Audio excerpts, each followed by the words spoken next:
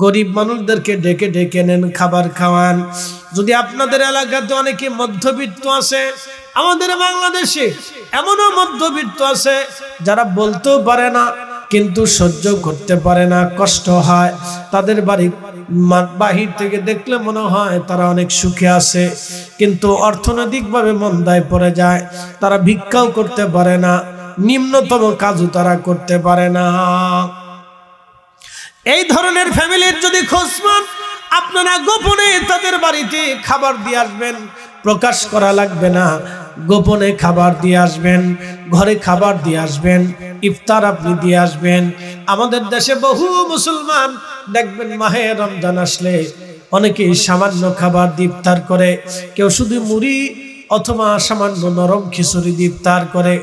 আবার মুসলমান আছে সারা মাহে রমজানে ভালো কোনো ইফতার পায় না। বাবাজি, আমাদের দেশের কোটি কোটি টাকার মালিক, তারা টাকা কোথায় খরচ করবে জায়গা খুঁজে পায় না। পৃথিবীর বিভিন্ন দেশে ঘুরে ঘুরে তারা টাকা খরচ করে বেড়ায়, কিন্তু মাহে রমজান আসলে কত মা ইফতার করার মতো টাকা পায় না, কত মা ইফতার করার মতো খাবার পায় না। ভালো খেতে মন চায় কিন্তু খেতে পারে না, ভালো কিছু খাবার কি সেহরি করতে চায় কিন্তু পারে না। এহসান বিল এহসান, দয়ার বিনিময়ে দয়া, দয়ার বিনিময়ে দয়া, দয়ার বিনিময়ে দয়া, দয়ার বিনিময়ে দয়া। কিয়ামতের ময়দানে আল্লাহ ডাক দিবে, সহিহ মুসলিমে আসছে, বান্দারে আমি ক্ষুধার্ত ছিলাম, তুমি আমারে খাবার দাও নাই। বলে রব্বুল আলামিন, তুমি তো নিজে রাজ্জাক ওয়া তারযুকু মান তাশাউ বিগাইরি হিসাব, তুমি তো মানুষের অগণিত রিজিক দিয়ে দাও। আল্লাহ তুমি তো রিজিক দিয়েছো, তুমি আবার কখন ক্ষুধার্ত ছিলা? আল্লাহ ডাক দিবে, বান্দারে তোমার প্রতিবেশী ক্ষুধার্ত ছিল, তোমার দেশের মানুষ ক্ষুধার্ত ছিল, তুমি যদি সেই দিন তারে খাবার দিতা, আমি রব্বুল আলামিনের খাবার খাওয়া হয়ে যাইতো, একটা জবান বন্ধ থাকবে না। জোরে বলেন না মারহাবা। এই জন্য আপনার বাড়ির কুকুর, ওরেও আপনাকে খাবার দিতে হবে, আপনার বাড়ির বিড়াল, ওকেও খাবার দিতে হবে, আপনার আন্ডারের পশু পাখিদেরকেও খাবার দিতে হবে। আমি দেখলাম পৃথিবীর এমনও বান্দা আছে যারা মরুভূমির ভিতরে পানি রেখে আসে যাতে পশু পাখিরা পানি পান করতে পারে, খাবার দিয়ে আসে যাতে পাখিরা খাবার খেয়ে বেঁচে থাকতে পারে। আপনি পাখিদেরকে দয়া করলেন, খোদার সৃষ্টিকে দয়া করার কারণে রব্বুল আলামিন আপনাকে দয়া করবেন। দয়ার বিনিময়ে দয়া, ক্ষমার বিনিময়ে ক্ষমা, দানের বিনিময়ে দান। আপনি দান করলে আল্লাহ আপনাকে দান করবে, আপনি ক্ষমা করলে আল্লাহ আপনাকে ক্ষমা করবে, আপনি যদি দয়া করেন আল্লাহ আপনাকে দয়া করবে, আপনি দয়া করলে আল্লাহ আপনাকে দয়া করবে। এহসান বিল এহসান, দয়ার বিনিময়ে দয়া, দয়ার বিনিময়ে দয়া। আল্লাহ ডাক দিবে, বান্দারে দুনিয়ার ভিতরে আমি অসুস্থ ছিলাম, তুমি আমার সেবা করো নাই। বান্দা বলবে, রব তুমি তো শাফি, তুমি তো শেফা করনেওয়ালা, আল্লাহ তুমি আবার কখন অসুস্থ ছিলা? আল্লাহ ডাক দেবে, তোমার প্রতিবেশী দেশবাসী অসুস্থ ছিল, ওষুধ কেনার টাকা পায় নাই, অপারেশনের টাকা পায় নাই, চিকিৎসার অর্থ পায় নাই। সেই দিন যদি তুমি তার চিকিৎসার ব্যবস্থা করতা, তার ওষুধ কিনে দিতা, তার ডাক্তার দেখায় দিতা, তার ওষুধ সেবা যদি তুমি করতা, তাহলে আমি রবের সেবা করা হয়ে যাইত। জোরে বলবেন না মারহাবা। কবরের ভিতরে সবচেয়ে বেশি আযাব হবে চগলখুরি করার কারণে এবং পেশাব পায়খানা থেকে পবিত্র না হওয়ার কারণে। দুই কারণে কবরের ভিতরে কঠিন আযাব হয়। নবীজি একদিন দুইটা কবরের পাশ দিয়ে নবী হেঁটে যাচ্ছিলেন। ঠিক এমন সময় পার্শ্ববর্তী একটা খেজুরের গাছ থেকে নবীজি খেজুরের ডাল ভেঙে আনতে বললেন। সাহাবীরা খেজুরের ডাল ভেঙে নিয়ে আসলো। খেজুরের ডাল ভেঙে নিয়ে আসার পরে সাহাবীরা এই ডালখানা নবীজির হাতে দিলেন। নবীজি মাঝখান থেকে ভেঙে দুইটা টুকরা করলেন। দুই টুকরা খেজুর নবীজি খেজুরের ডাল দুইটা কবরের উপরে নবী গেড়ে দিলেন। সাহাবীরা বলেন, হুজুর কবরের উপরে আপনি দুইটা খেজুরের ডাল গেড়ে দিলেন, কারণ কি? নবীজি বলেন, সাহাবীরা রে, আমি যা দেখি তোমরা তা দেখো না, কবরের ভিতরে কঠিন আযাব হয়, এই জন্য খেজুরের ডাল আমি গেড়ে দিলাম। খেজুরের ডাল গেড়ে দিলে উপকার কি? প্রিয় নবী বললেন, সাহাবীরা রে, এই খেজুরের ডাল যত সময় কাঁচা থাকবে তত সময় আল্লাহ আল্লাহ আল্লাহ আল্লাহ আল্লাহ আল্লাহ আল্লাহ আল্লাহ আল্লাহ আল্লাহ জিকির করবে। এই খেজুরের ডালের জিকিরের কারণে এই কবরের আযাব আল্লাহ মাফ করে দেবে। খেজুরের ডালের জিকিরের কারণে যদি কবরের আযাব আল্লাহ মাফ করে দেয়, তাহলে মাহে রমজানে বাবা মা দাদা দাদির কবরের পাশে দাঁড়ায়া দোয়া করলে ওই বাবা মা দাদা দাদির কবর আল্লাহ জান্নাতের বাগান বানায় দেয় কি দেয় না? এই জন্য জিয়ারত, মাহে রমজানে জিয়ারত করবেন, বেশি বেশি করে তাদের জন্য দোয়া করবেন। রামপুরাবাসী, নবীগঞ্জবাসী খুব মনোযোগের সাথে কথাগুলি শুনবেন। ভাই আমার, চগলখুরি বড়ই মারাত্মক অপরাধ। ও নারী সমাজ, আপনারা শুনবেন, চগলখুরি মারাত্মক অপরাধ। চতুর্থ নাম্বারের নাম হলো হিংসা।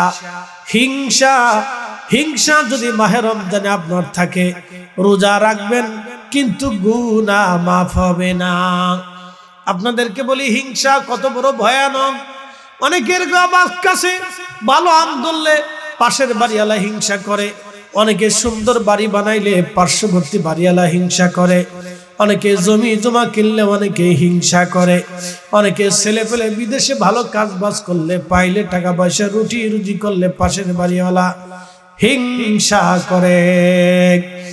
দেখবেন ভাইয়ের ছেলেটা যদি সুন্দর লেখাপড়া করে, তাহলে অন্য ভাইয়ের স্ত্রী হিংসা করে। এই যে নাম হিংসা। এই হিংসা এত বড় অপরাধ, এত বড় অপরাধ। নবীজি বলেছেন, আমার উম্মতেরা, তুলার গোডাউনের ভিতরে যদি, গুদামের ভিতরে যদি আগুনের কয়লা ছেড়ে দাও, তাহলে তুলার গোডাউনে আগুনের কয়লা ছেড়ে দিলে তুলার গোডাউন যেমন শেষ, বান্দা সারা জিন্দেগি নামাজ রোজা জিকির ফিকির করে অন্তরের মধ্যে হিংসা রাখলে বান্দার জীবনের আমল ওইভাবেই শেষ। নবীগঞ্জবাসী, হিংসা, মা বোনেরা হিংসা করবেন না। মাহে রমজানে রোজা রেখে হিংসা করবেন না। এক নম্বরে হালাল খাবার, এক নম্বরে হালাল খাবার হারাম ছেড়ে দিতে হবে। দুই নম্বরে মিথ্যা ছেড়ে দিতে হবে। তিন নম্বর চগলখুরি করা ছেড়ে দিতে হবে। চার নম্বরে হিংসা ছেড়ে দিতে হবে। 5 নম্বর গীবত, গীবত, গীবত। নবীজি বললেন, সাহাবীরা, তোমরা কি চাও তোমরা তোমাদের মৃত ভাইয়ের গোশত ভক্ষণ করো? সাহাবীরা বলেন, ইয়া রাসূলুল্লাহ, এটা নিকৃষ্ট কাজ। আমার ভাই মরে গেছে, মরা মানুষের গোশত আমি কেমনে খাবো? এটা তো নিকৃষ্ট কাজ। নবীজি বললেন, সাহাবীরা, কিন্তু মানুষ তো মরা ভাইয়ের গোশত খায়। বলে, হুজুর, এটা আবার কিভাবে খায়?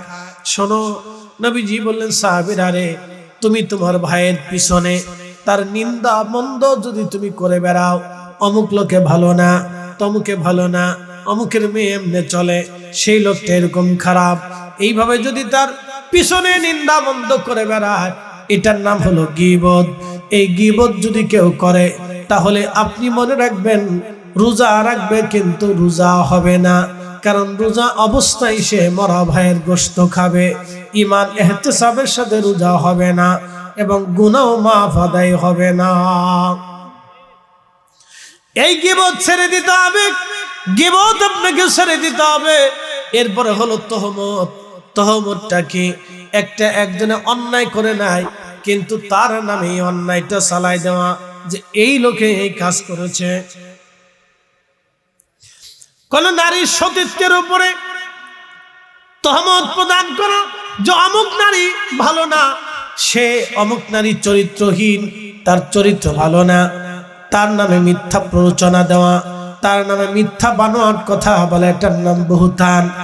সাবধান ও মুসলমান, এই 6টা কাজ যদি মাহে রমজানে ছাড়তে না পারেন, তাহলে ঈমান ইহতিসাবের সাথে রোজা আদায় হবে না। এরপরে আরেকটা আছে, সেটার নাম হলো কামনা বাসনা। কামনা বাসনা। বলে, হুজুর, কামনা বাসনা কি? অনেকে রোজা রাখার পরে মাগরিবের নামাজ পড়িয়া তারপরে মোবাইলটা চালাই দিয়া এরপরে ইউটিউবের ভিতরে ঢুইকা নাটক দেখে নাচা নাচি, নাচা নাচি, নাচা নাচি। এই কামনা আনা যাবে না। সুন্দরী মেয়ে রাস্তা দিয়ে হেঁটে যাচ্ছে, চোখের নজরে পড়ে গেল। অযুবক আপনাকে বলতেছে ওই সময় নিজের চোখটাকে নিবৃত করবেন না। এটা হতেই পারে না, এটা হতেই পারে না। শয়তান, তুই আমাকে প্ররোচনা দিতে পারবি না, ধ্বংস করতে পারবি না, কারণ বছর শেষে একবার মাহে রমজান আসে। এই কামনা, অন্তরের কামনা, বাসনা থেকে যদি নিজেকে নিবৃত রাখতে পারেন, কোন সুন্দরী নারীর ওই সৌন্দর্য থেকে আপনার চোখকে নিবৃত করিয়া হৃদয়টাকে আপনি যদি ওই সময় ধমক দিয়ে বন্ধ করাই দিতে পারেন, তাহলে আপনার রোজা কামিয়াব হয়ে যাবে। আর একবার যদি শয়তানের প্ররোচনায় পড়িয়া মাহে রমজানের সুন্দরী বেডিদের নাচ আপনি দেখেন, তাহলে রোজার হাকিকত আদায় হবে না, রোজার হক আদায় হবে না, ইমান ইহতিসাবের সাথে রোজা আদায় হবে না। এই জন্য নিজের নফসটাকে কন্ট্রোল করতে হবে। এই জন্য চোখের রোজা, কানের রোজা, হাতের রোজা, পায়ের রোজা, জবানের রোজা, পেটের রোজা, নফসের রোজা, সব রোজাগুলি একসাথে রাখতে হবে। মাহে রমজানে যদি এই ইমান ইহতিসাবের সাথে আপনি রোজা রাখতে পারেন, আল্লাহ রাসূল বললেন, আমান সামা রমাদানা ঈমানান ওয়া ইহতিসাবান গুফিরা লাহু মা তাকাদ্দামা মিন যামবিহি। তোমার জীবনের এমন কোন গুনাহ থাকবে না যেই গুনাহটা আল্লাহ অবশিষ্ট রেখে দিবেন। তোমার জীবনের সমস্ত গুনাহ মাফ করাইয়া আল্লাহ তোমারে নিষ্পাপ বানিয়ে দিবে। একবার জোরে বলা যাবে কি মারহাবা। আল্লাহর নবী বলেন, উম্মতরে, মাহে রমজান যদি আসে তাহলে তুমি তোমাদের অধীনস্থ কর্মচারীদের কাজ তোমরা কমিয়ে দাও। তোমাদের কর্মচারী যারা থাকবে তাদের কাজ তোমরা কমিয়ে দাও, তাদের ইহসান তোমরা করো, দয়া তোমরা করো। মাহে রমজান আসলে তুমি অধীনস্থ কর্মচারীদের কাজগুলি তোমরা কমিয়ে দাও, তোমাদের কর্মচারী যারা থাকবে তাদের কাজ কমিয়ে দাও। আমার উম্মত, রমজানের রোজা হচ্ছে ঢাল স্বরূপ তোমাদের গুনাহ থেকে রমজানের রোজা তোমরা বাঁচাবে। আর এই মাহে Ramzan as-sawmu li wa ana azbihi, রোজাটা আমার জন্যই রাখা হয় এবং এর প্রতিদান আমি আল্লাহ স্বয়ং নিজে দিয়ে দিব।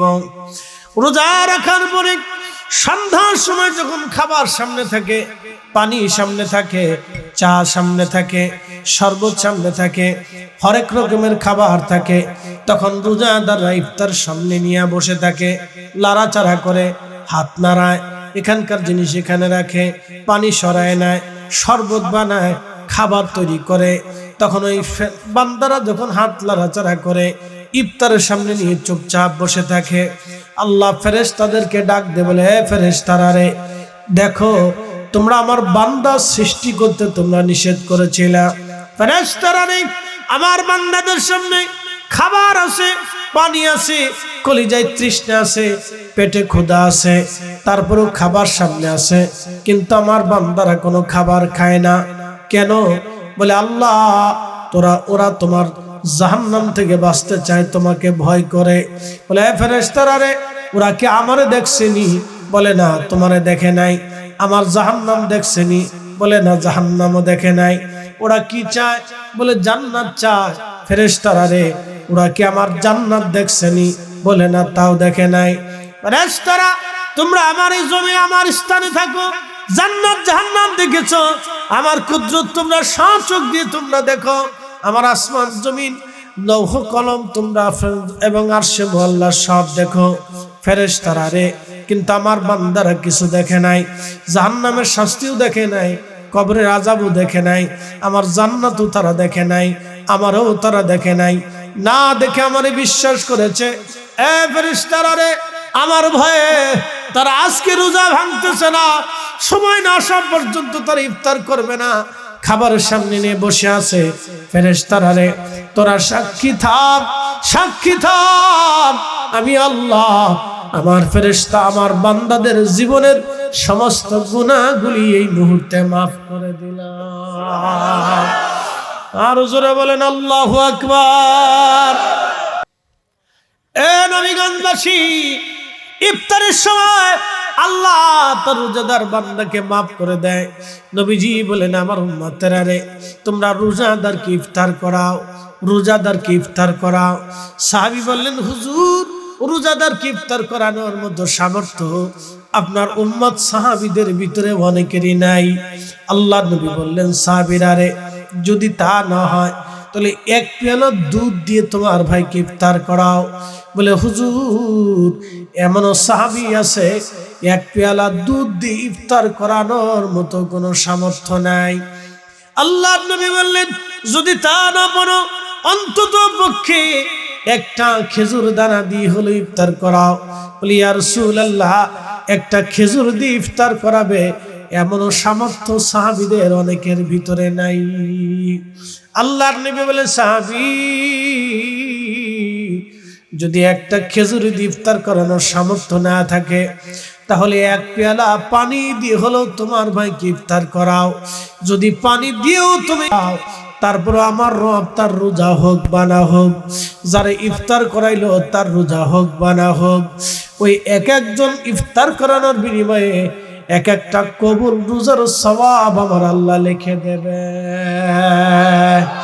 এইভাবে যদি 100 জন ইফতার করান 100 রোজার সওয়াব হবে। কিন্তু হালাল খাবার দিয়ে ইফতার করাইতে হবে, হারাম খাবার দিয়ে ইফতার করাইলে হবে না। আমাদের দেশে আছে রাজনৈতিক ইফতার, কি আসতে কলকা জোরে বলেন।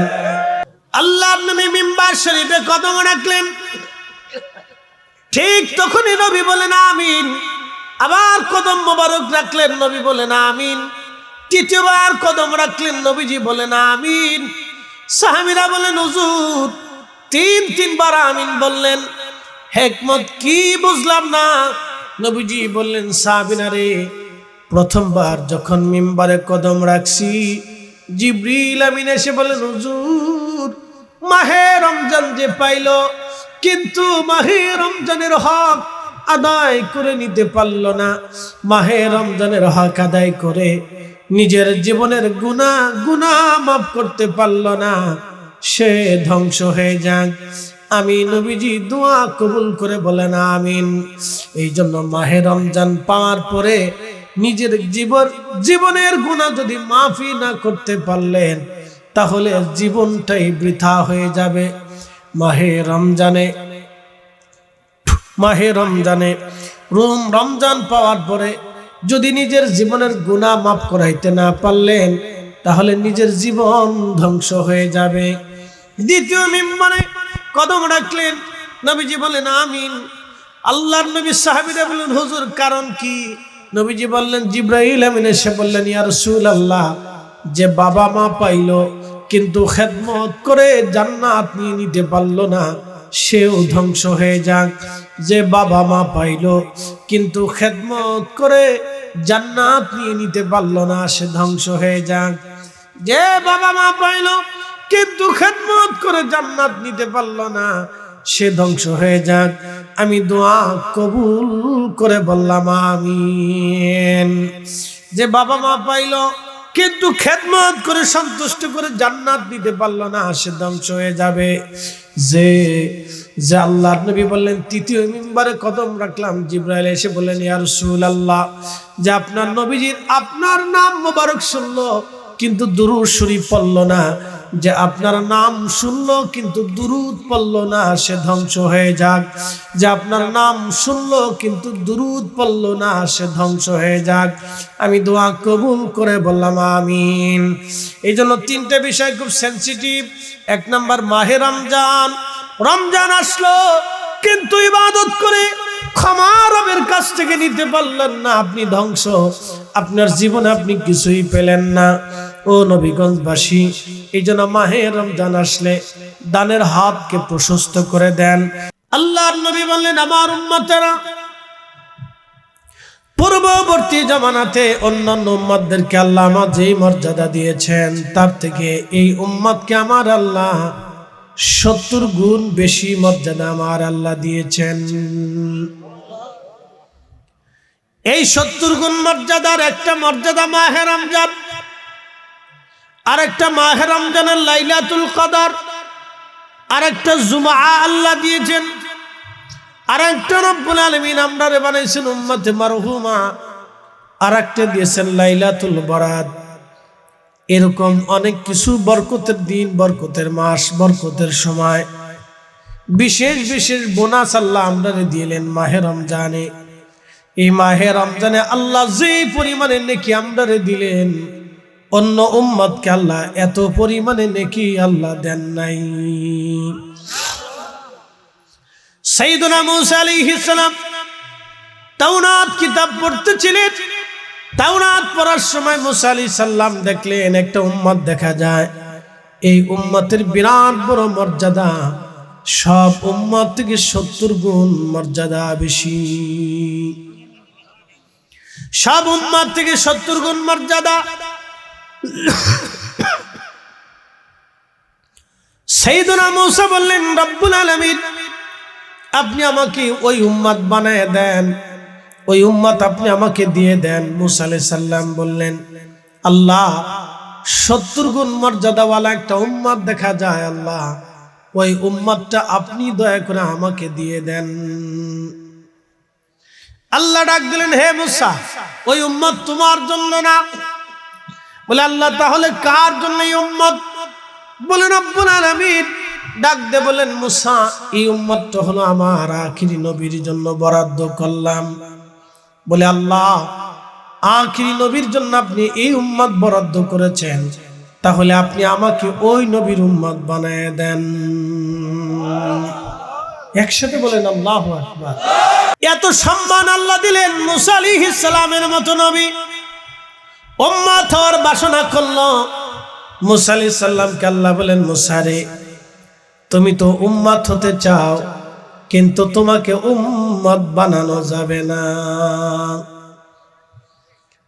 হযরত মূসা আলাইহিস সালামের দোয়া কবুল হলো না।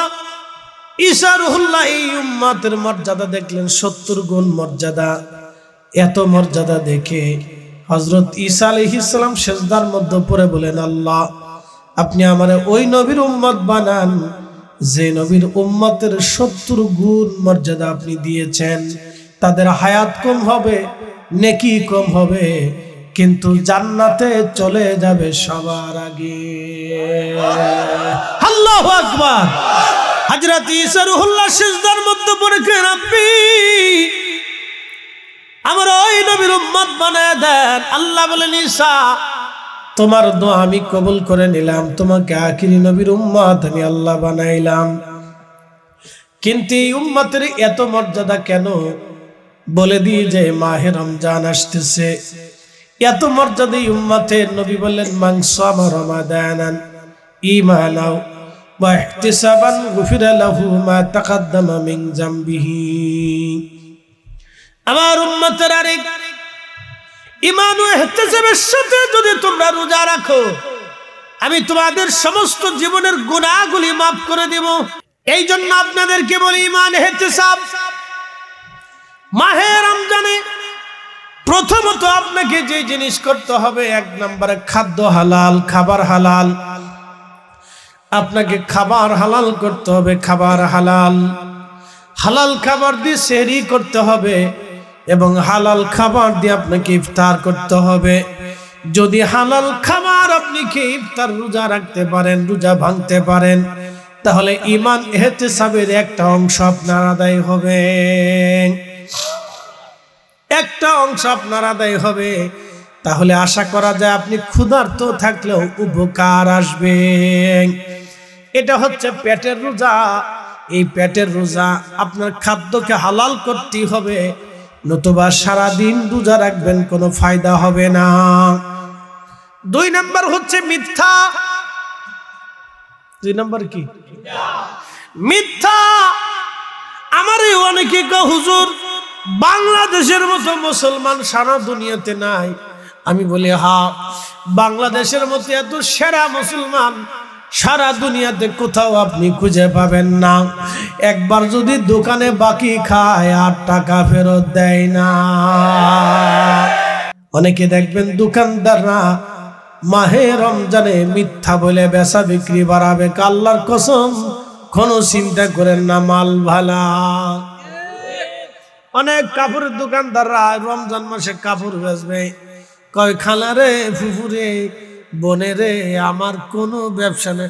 আল্লাহর কি রে করে করছি, আমার কোনো ব্যবসাই নাই। তো ব্যবসা যদি না থাকে তো দোকান দিয়ে বসেন কি তার লিগে? 2 নম্বরে মিথ্যা বলা যাবে না। 3 নম্বর চগলখুরি করা যাবে না। চগলখুরি একজনের কথা আরেকজনের কাছে বইলা ভেজাল বাড়ায়, একজনের কথা আরেকজনের কাছে বইলা অশান্তি বিশৃঙ্খলা বাড়ায়, এটার নাম চগলখুরি। একজনের কথা আরেকজনের কাছে বইলা ভেজাল বাড়ায়, এর নাম চগলখুরি। একজনের কথা আরেকজনের কাছে বইলা ভেজাল বাড়ায়। এই কাজে আমাদের দেশের নারী সমাজ বেশি অগ্রগামী। লাইটটা বন্ধ করে দেব। শোকেলা ওটা কি মহিলাদের প্রজেক্ট চলতেছে, তো যতদূর দেখা যায় দেখবো, অসুবিধা যেমনি চলে চলতো, অসুবিধা বেটিটা দেখবো ইনশাআল্লাহ। ইমান ও ইহতিসাবের সাথে কেউ যদি রোজা রাখে, আমি আল্লাহ তার জীবনের সমস্ত গুনাহ মাফ করে দেব। না হয় না, আরেকটু জোরে কিভাবে মাফ হবে বুঝাই দিয়ে দিই। একটা বাচ্চা আজকে দুনিয়াতে আসছে, তার শরীরে কোনো গুনাহ আছে? একটা বাচ্চা দুনিয়াতে আসলে শরীরে যেমন গুনাহ থাকে না, মাহে রমজানে ইমান ইহতিসাবের সাথে রোজা রাখলে ওরকম শরীরে কোনো গুনাহ থাকে না। এখন প্রশ্ন, ইমান ইহতিসাব কি জিনিস? সারা বছর তো খালি শুনলাম ইমান ইহতিসাব, ইমান ইহতিসাব। এটা কি জিনিস আমরা বুঝতে হইব, বুঝে জানে। আমার আপনারা দিচ্ছেন চা, কি দিচ্ছেন? এটা খাইলে কি শরীর নাপাক হবে? কেন? এটা হালাল। কথা ঠিক আছে নি? যদি 1 ফোঁটা গরুর পেশাব ছেড়ে দিতেন, জোরে বলে, আর ওটা খাইয়ে যদি আমি এখন ওয়াজ করতাম, আপনারা শুনতেন, বাপরে বাপ, এত সময় যুদ্ধ লেগে যেত। যারা দাওয়াত দিছে ওদের জান শেষ হয়েছে। কিতা হুজুর আনজুত্রে বা এটা ফেসাবও চেনে না, মুতও চেনে না, চাও চিনে না। ভারতের মানুষ দেখবেন গরুর অনেকে মুত খায়। আমি এক ডাক্তারে জিজ্ঞেস করলাম, গরুর মুতে কিতা প্রোটিন আছে? কোনো ভিটামিন টিটামিন কিছু আসেনি? ডাক্তার আসে হুজুর আসে অ্যাসিড অ্যাসিড। তো খা, গরুর মুতি খা, কপালে মুত আছে, তা কিতা খাবি আর খা। আল্লাহ আমরা মুসলমান মানে কথা কর না কেন? ঠিক আছে, অনেক বড় দয়া আল্লাহ করছে যে আমরা মুসলমান হইতে পারছি। কোরিয়াতে চলে যাবেন, দক্ষিণ কোরিয়া, উত্তর কোরিয়া, কুত্তা খা। কি খা? আফ্রিকার এক জাতীয় জোরে বানর খায়, দরিদ্রে বানর মেরে মেরে খায়। আরে সিদ্ধ করে খায়, পুরো খায়। দেখলে আপনার বমি আসবে যে আল্লাহ আপনার মুসলমান বানাইয়া কত যে উপকার করছে, নাহলে আমরা ওরকম কুত্তা মিলে মুদ টুদ খাওয়া লাগতো।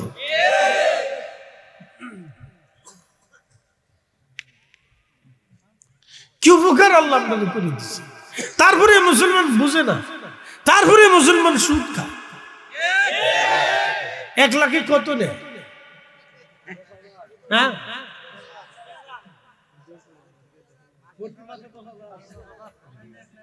মাসে কত? 1 লাখে কত নেয়? গ্রামীণ ব্যাংক কত নেয়? ডক্টর ইউনূস সাহেব কত নেয়? হ্যাঁ, উনি কত? উনি 12,000 নেই, বছরে 12 লাখে, 1 বছরে 12। আর যারা স্থানীয় ভাবে সুদ নেয় ওরা কত নেয় মাসে?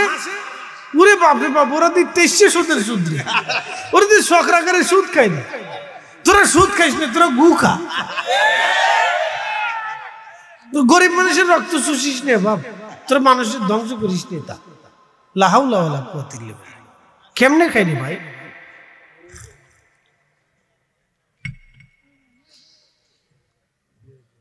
যার টাকা আছে সে টাকাওয়ালা হবে, যে সুদে টাকা নেবে সে ওরকমই থাকবে, তার লাভ কিছু হইতো না। সুদের টাকা নিয়ে আজ পর্যন্ত কেউ কোটিপতি হয়েছে আমার দেখা নাই, হয়েছে নি ভাই? না, আবার ওই সেই টাকা দুকাইতে দুকাইতে জানছে যে মাসে যদি 10,000 টাকা দেওয়া লাগে লাখে। আমি চিন্তা করেন টাকার কি ব্যবসা রে বাপরে বাপ, পুরি ব্যবসা। টাকাই টাকা ব্যবসা, এটা জুয়া খেলার মতো ব্যবসা। এই জন্য আল্লাহ এটা হারাম বানাইছে। কথা কন না, ঠিক আছে? কে হারাম বানাইছে? কুত্তার গোশত কে হারাম করছে? শুয়োরের গোশত কে হারাম করছে? সুদের গরুর গোশত কে হারাম করছে? ঘুষের গরুর গোশত কে হারাম করছে? বুঝে যান।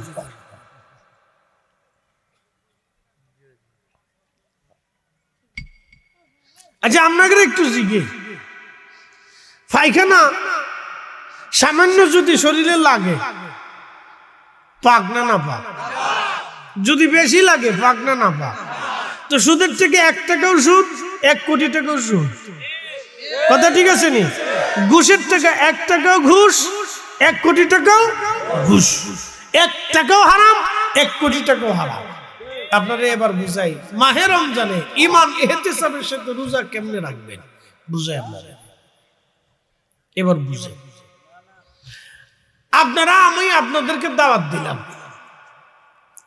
দাওয়াত দিয়ে বললাম যে আজকে আপনারা ওই নবীগঞ্জে আসেন, আমি আপনারা ইফতার করাবো।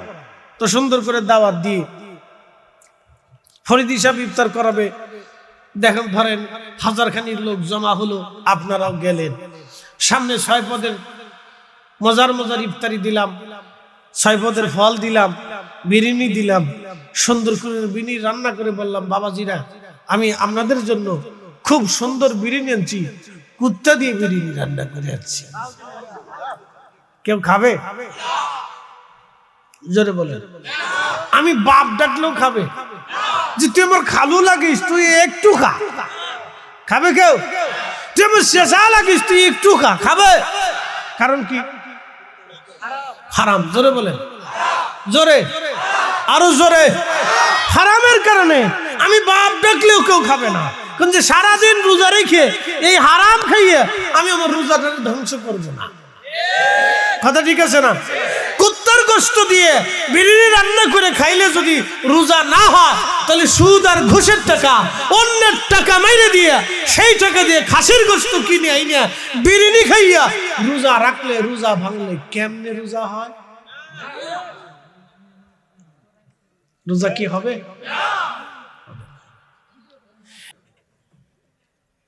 আল্লাহর কসম, খালা আপনাদের দিলাম কোন ব্যবসা নেই,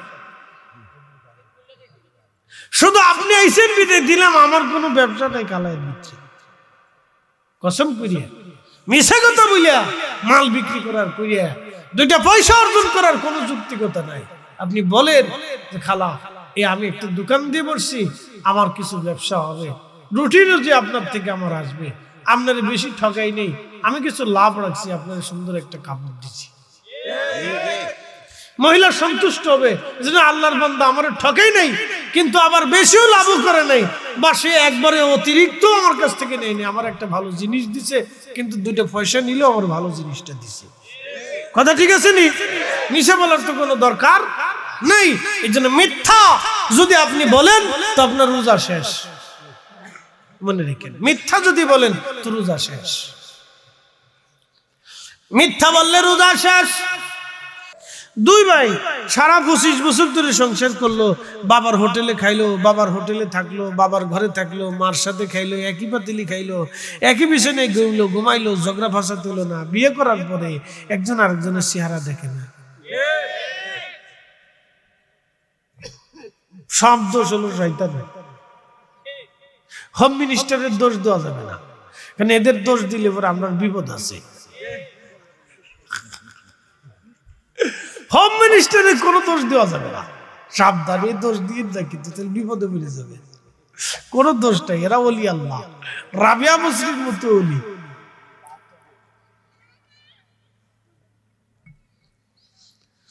সকল করি আমাদের দেশে পুরুষের ভিতরেই সংখ্যা আছে। আপনাদের এলাকায় রামপুরে ধরেন নবীগঞ্জ থেকে এক ভদ্রলোক আসছে, রাস্তা দিয়ে যাওয়ার সময় এক ভদ্রলোক সালাম দিয়ে বললো, আসসালামু আলাইকুম। যারা শয়তান তাদের সালামের ভিতরে সালাম শুনলে বোঝা যায় এটা শয়তানি করতে এসে। আসসালামু আলাইকুম চাচা, আপনারে এই জীবনে এরকম এই এলাকায় কখনো দেখিনি, তো কোথার থেকে আসলেন, কি ব্যাপার? বলতেছে ওই আব্দুর রহিম সাহেবের বাড়িতে আসছিলাম, তার একটা মেয়ে আছে, আমার একটা ছেলে আছে, আত্মীয়তা হওয়ার কথা, তো দেখতে আসছিলাম, জাগার পাইলেন না। কারণ কি, কেন ওই মেয়ের চরিত্র বালা না, মেয়ের মার চরিত্র বালা না, আরো খারাপ হয়েছে না কাজ। এরকম মনে হয় আপনাদের দক্ষিণ রামপুরে নাই। যদি রামপুরে থাকে তাহলে বাংলাদেশের এমন কোন গ্রাম নাই যেই গ্রামে এই চগলখোর না আছে। কথা আসেনি? ওরা মানুষ না, ওরা মানুষ না। চগলখোর কোনদিন মানুষ হইতে পারে না। কিসের মানুষ? মুসলমানের হিসাব পরে করেন, মুসলমান চগলখড়ি করে না। একজনের দোষ আরেকজনের কাছে বইলে অশান্তি বিশৃঙ্খলা মুসলমান বাড়ায় না, এই কাজ মুসলমানের কাজ না।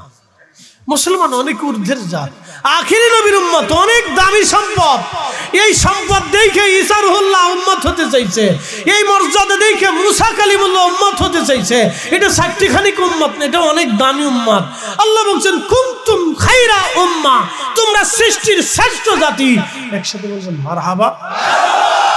মানুষ হইয়া ভবেতে আসিয়া মানুষের করিলাম কি, ও নবী না চিনিলাম কি যে ভুল করিলাম, নবী না মানিলাম কি যে ভুল করিলাম, ভস্মে ঢালিলাম ঘি। মানুষ হইয়া ভবেতে আসিয়া মানুষের করিলাম কি। খুব মনোযোগ দেবেন রামপুরাবাসী, আমল শেষ। এই জন্য হিংসুকের জীবনে যত বড় আলেম হোক কাজ হবে না, যত বড় বক্তা হোক কাজ হবে না, তাহাজ্জুদ গুজারি হোক কাজ হবে না, হাজি হোক কাজ হবে না। ওটা কি শব্দ হয়? জেনারেটর চলে? আরে পাওয়ার টিলার। আচ্ছা তাহলে ওটা আসুক, আমরা দুরূদে পড়ি আল্লাহুম্মা সাল্লি আলা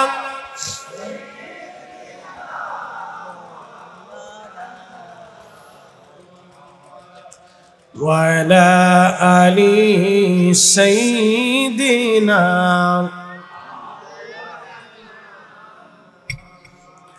নবীর ইশকে জানো দিল ভাই, এ ভুবনে কাঁদে না, রোজ হাসরে ভাইজান তারা নবীজির দেখা পাবে না। আল্লাহুম্মা আহা জবান খুলে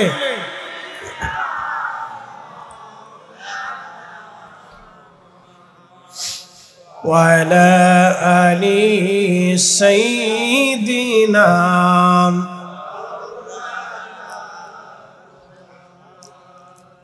اللهم صل على مولانا محمد وعلى سيدنا مولانا। উড়ে যাও রে মাহফিলের হাওয়া, যাও রে উড়ে মদিনায়, আমাদের দুরূদ পৌঁছে দিও নূর নবীজির পাক রওজায়। আল্লাহুম্মা সাল্লি আলা সাইয়্যিদিনা মাওলানা মুহাম্মদ ওয়া আলা আলি সাইয়্যিদিনা।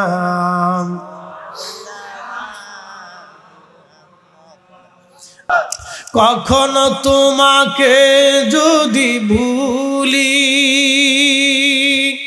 হেদায়েতের আলো জেলে নিয় কাছে তুলি। কখনো তোমাকে যদি ভুলি, হেদায়েতের আলো জেলে নিয় কাছে তুলি। ঠাই দিও প্রিয় রহম ওগো মহিয়ান, তুমি রহমান তুমি মেহেরবান।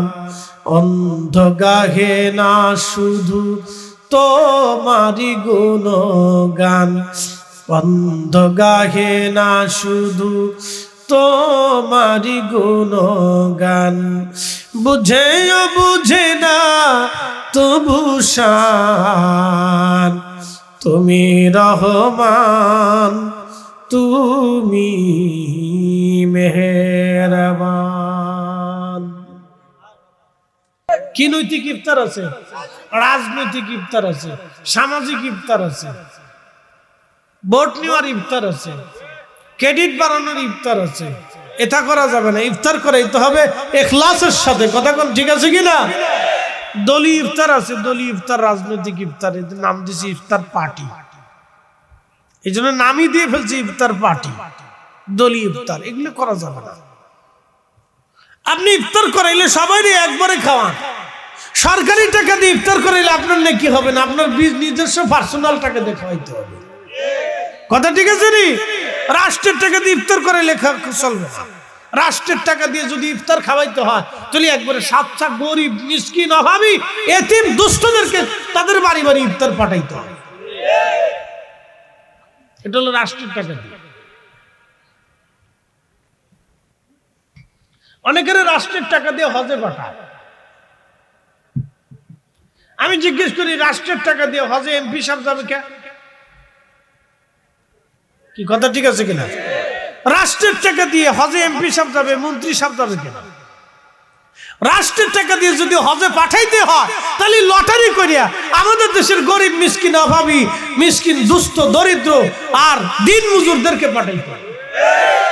এমপি যাবে, গরিব। কি কথা ঠিক আছে? লটারি করে, যার ভাগ্যে পড়বে সে যাবে। বছরে যদি এই 500 জনের রাষ্ট্র হজে পাঠায় তাহলে এমপি মন্ত্রী মিনিস্টার ধনী দরিদ্র সরকারি আমলা কর্মচারীদেরকে তো পাঠানোর দরকার আছে। তো এইটা হক হলো গরিব মানুষ। কথা ঠিক আছে কিনা? রাষ্ট্রের ভিতরে 18 কোটি মানুষের ভিতরে যদি 8 কোটি গরিব থাকে তাহলে 8 কোটি মানুষের ভিতরে আপনার লটারি করেন, যার ভাগ্য আছে সে যাবে, তারা হজে পাঠায়। এটা হলো তাহলে অরিজিনাল রাষ্ট্রের টাকা হজের ক্ষেত্রে সুন্দর মতো সুষ্ঠু মতো ব্যবহার হলো। আর যদি এমপি সাহেবই রাষ্ট্রের টাকা দিয়ে হজে চলে যায় তাহলে হজ কেমন হলো আমার বুঝাইতে। কি কথা ঠিক আছে কিনা? রাষ্ট্রের তো নিজস্ব টাকা নেই, রাষ্ট্রের টাকা তো আমাদের টাকা। কথা ঠিক আছে কিনা? এটা তো জনগণের টাকা, জনগণের হক, জনগণের সম্পদ। এমপি সাহেব কেন হজে যায়? এই জন্য রাষ্ট্রের টাকা দিয়ে আমাদের কাজ হচ্ছে, আমরা দাবি রাখবো রাষ্ট্রের টাকা দিয়ে হজে পাঠাইলে হলে আমরা গরিব মানুষে পাঠাইতে হবে। লটারি করে পাঠাবে, যার তকদির আছে সে যাবে। ঠিক আছে না ভাই? যার তকদির আছে সে যাবে, তার লটারি দিয়ে পাঠাইতে। ইফতার যদি রাষ্ট্রের টাকা দিয়ে খাওয়ান লাগে তাহলে এইভাবে ফাটি ফুটি না করিয়া গরিব মানুষের জন্য বরাদ্দ করে ঘরে ঘরে ইফতারের জন্য চাল ডাল খেজুর টেজুর খাবার টাবার জুস মুস যা যা প্রয়োজন একবারে শরবত টরবত বাড়ি বাড়ি পাঠাই দেন, গরিব মানুষের ঘরে ঘরে দিয়ে দেন। তাহলে ইফতার কি চলবে? একসাথে বলেন, ইফতার চলবে নি? আপনাদের বিভিন্ন এলাকায় মসজিদে মসজিদে ইফতার হয় না? করবেন ইনশাআল্লাহ, দিবেন, অসুবিধা নেই, ভালো জিনিস। দেখা যায় আপনার ইফতার থেকে, আপনার খাবার থেকে যদি 100 জনে ইফতার খাইলো তাহলে 100টা কবুল রোজার সওয়াব হবে। যদি 200 জনে খায় 200 রোজার সওয়াব, যদি 500 জনে খায় 500 রোজার সওয়াব, যদি 5 লক্ষ খায় তো 5 লক্ষ রোজার সওয়াব। জোরে বল না, কত লক্ষ রোজা? আপনার জিন্দেগি 14 পুরুষও তো 5 লক্ষ রোজা রাখতে পারবো? দাদার বয়স কত?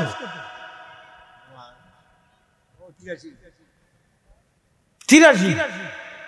তো 83 বছরের 3 বছর বাদ দিলাম, 7 বছর বাদ দিলাম, 10 বছর বাদ দিলাম, তাহলে 83 থেকে 10 কমলে কত হয়? 73 হয়। 73 বছরে উনি 73 বছর ধরে রোজা রাখতেছে। 30 3 73 3 3 7 21, তাহলে কত? 2000 2100 রোজা উনি রাখছে জীবনে, কথা ঠিক আছে কিনা? সব বাদ দিয়ে কতশো রোজা রাখছে? 2100 রোজা উনি রাখছে। এখন উনি 2100 রোজা 73 বছরে রাখছে, কিন্তু আপনি 2100 রোজার সওয়াব এক বছরেই পাওয়া যাবেন। এটার নবী উম্মতে মুহাম্মাদি। এজন্য মুসা আলাইহিস সালামকে আমার ওই নবীর উম্মত বানায়া দাও। আস্তে কথা জোরে কর আল্লাহু আকবার। এর লাগি ঈসা আলাইহিস সালামকে আল্লাহ আমার ওই নবীর উম্মত বানায়া দাও। দাম দেখছেন নি? দাম দেখছেন? উনি 73 বছর ধরে রোজা রেখে পাচ্ছে 2100 রোজা, আর এক বছর উনি ইচ্ছা করলে 5000 রোজার সওয়াব পেয়ে যাবে। যদি 5000 মানুষ রে 5000 খেজুর খাওয়ায়, আল্লাহু আকবার, কয় হাজার খেজুর? আপনার পেট ভরে খাওয়ানোর দরকার নেই, আপনি 5000 খেজুর দিয়ে দেন। আবার যারা ধনী আছেন তারা আবার চিন্তা করেন না, হুজুর সিস্টেম ঠিকই দিচ্ছে, আমরা 5000 খেজুর দেবো, কিপ্টের ঘরের কিপ্টে।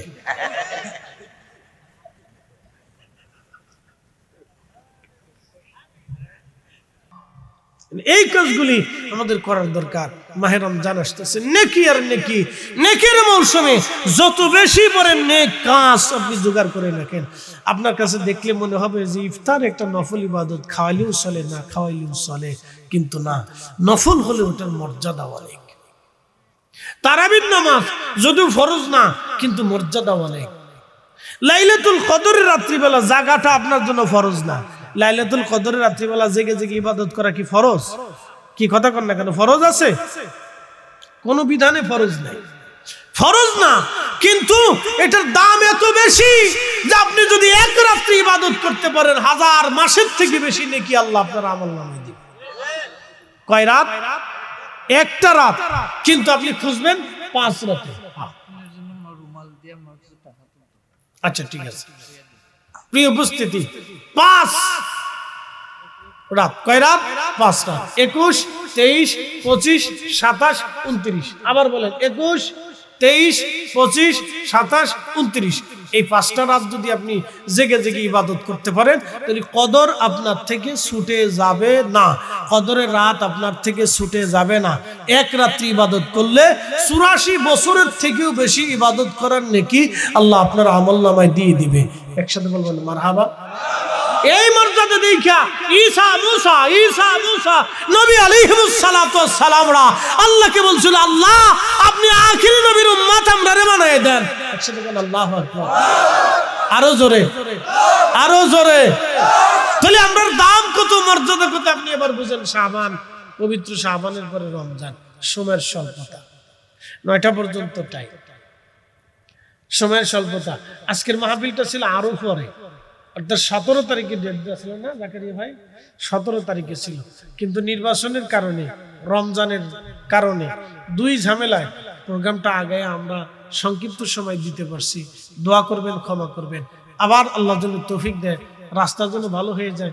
নির্বাচন আসার পরে এদিকের এমপি সাহেব যে হবেন, তারা আপনারা খুব জোর করে ধরবেন, আপনার রাস্তাটার জন্য ঠিক করে দেয়, বালা করে দেয়। আল্লাহ যেন আমরা এমপি সাহেবদেরকে তৌফিক দেয়, দোয়া করে বলে না আমিন।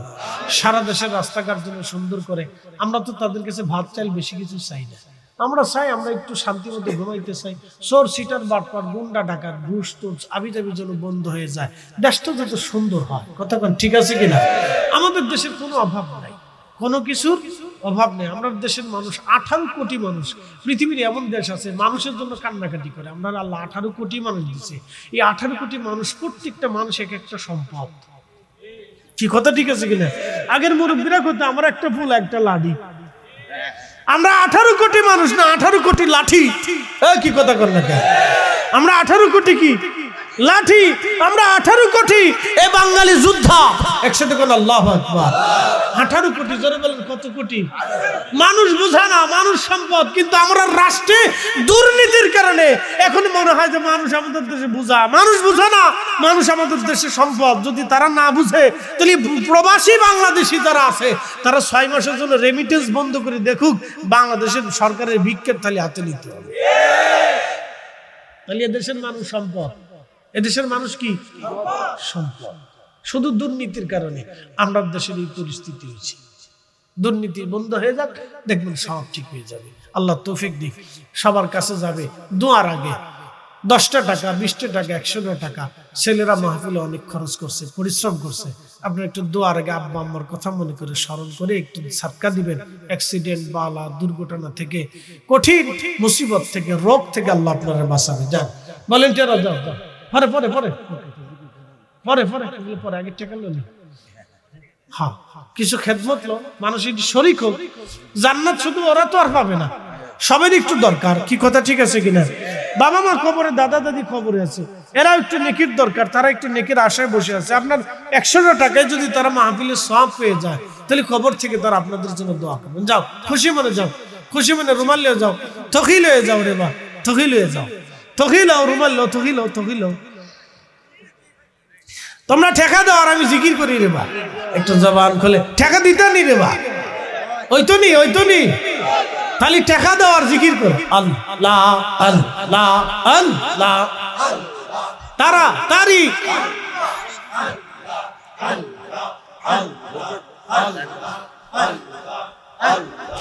আল্লাহ তোমার লীলা খেলা কেউ বোঝে, কেউ বোঝে না। আল্লাহ তোমার লীলা খেলা কেউ বোঝে, কেউ বোঝে না। আল্লাহ কাতারে কাতারে যাও।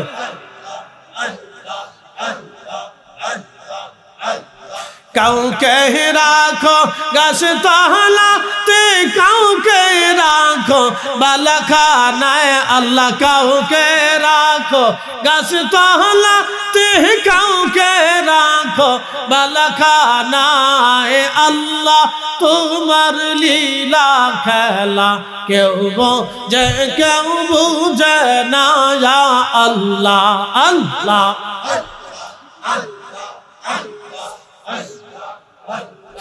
ইব্রাহিম তোমার নবী ছিল, নমরুদের আগুনে ফেলল, আগুন হইল ফুল বাগি চাপা, সব কানে পড়ল না। আল্লাহ তোমার লীলা খেলা কেউ বোঝে, কেউ বোঝে না। আল্লাহ আল্লাহ